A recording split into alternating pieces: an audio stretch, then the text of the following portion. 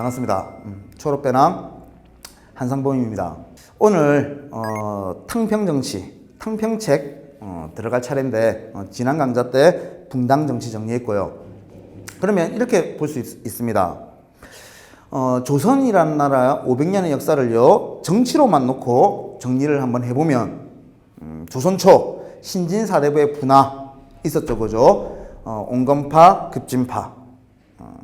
그러면서 훈구파와 살인파로 이어졌고요.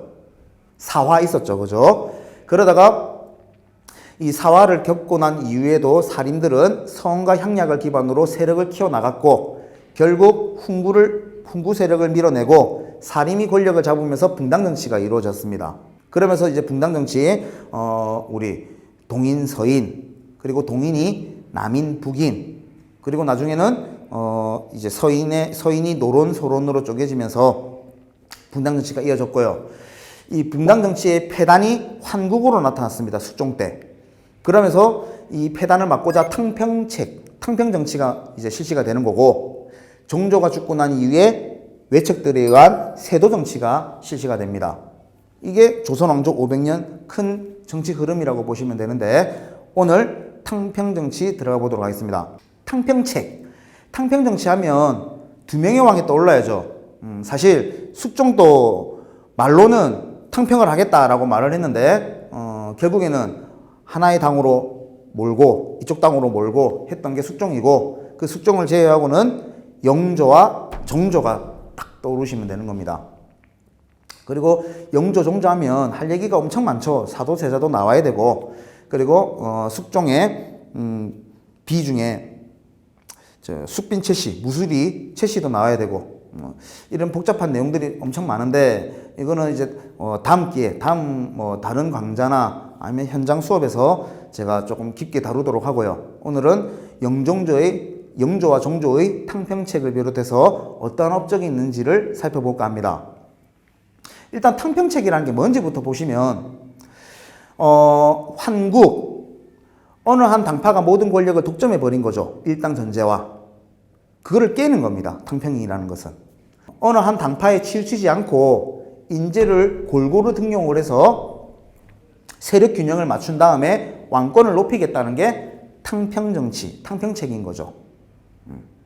그래서 영조는 비록 노론의 힘을 받아서 이제 왕이 된 사람이기도 한데, 영조는 어릴 적부터 붕당정치의 폐단을, 환국을 너무 많이 봐왔거든요. 그래서 탕평책으로서 이제 왕권을 높이고자 했던 게 영조인데, 뭘 하냐면요, 탕평책과 관련해가지고 탕평책을 같이 이끌어 나갈 신하들을 뽑습니다. 그 신하들을 우리는 탕평파라고 하고요. 그리고 나는 어디 하나에 치우치지 않겠다라는 것을 성균관 입구에 딱 비석으로 세워놓죠. 탕평비. 그리고 탕평교소도 발표를 하고 탕평채라는 음식도 만들었던 게 영조죠. 그리고 편찬 사업을 많이 했는데 그 중에 가장 대표적인 게 속대전이라고 하는 겁니다. 조선의 기본 법전, 저 앞에서 한번 정리했는데 성종 때 조선의 기본 법전인 경국대전이 있습니다. 그 경국대전을 보완해서 만든 법전이라고 보시면 되는데, 속대전 꼭 알아두셔야 되는 업적 중에 하나죠, 영조. 그리고 영조의 업적이 이제 탕평책과 가장 대표적인 게 뭐가 있냐면요, 균역법이라는 게 있어요. 균역법. 역을 고르게끔 한다, 이런 뜻인데, 조선 후기가 되면 백성들이 국가에 내야 되는 세금 중에요, 군포라는 게 있어요.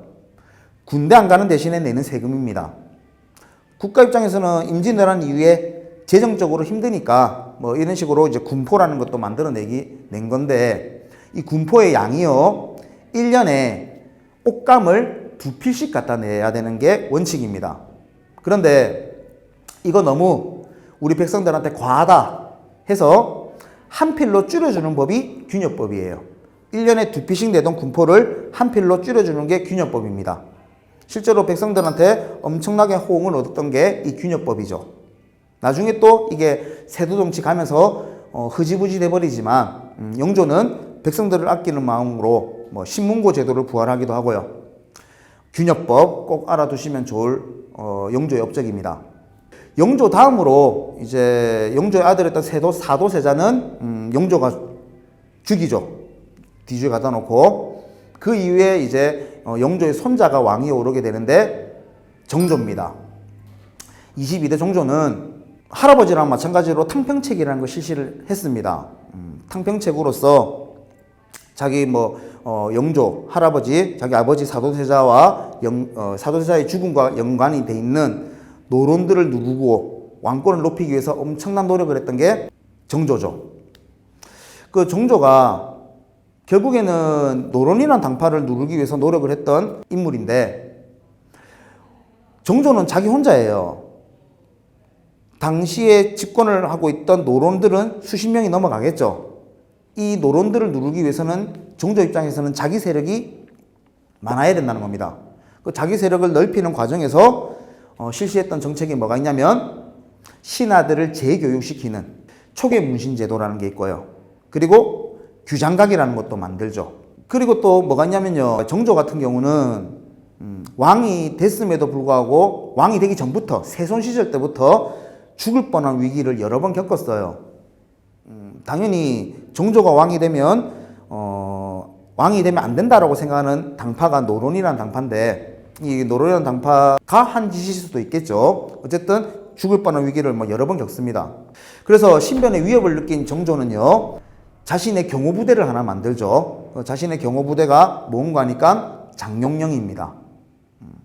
이런 걸 만들면서 이제 신변의 위협을 막고자 했고 그리고 신도시 건설에 나섰죠. 수원에다가 화성을 건설한 겁니다.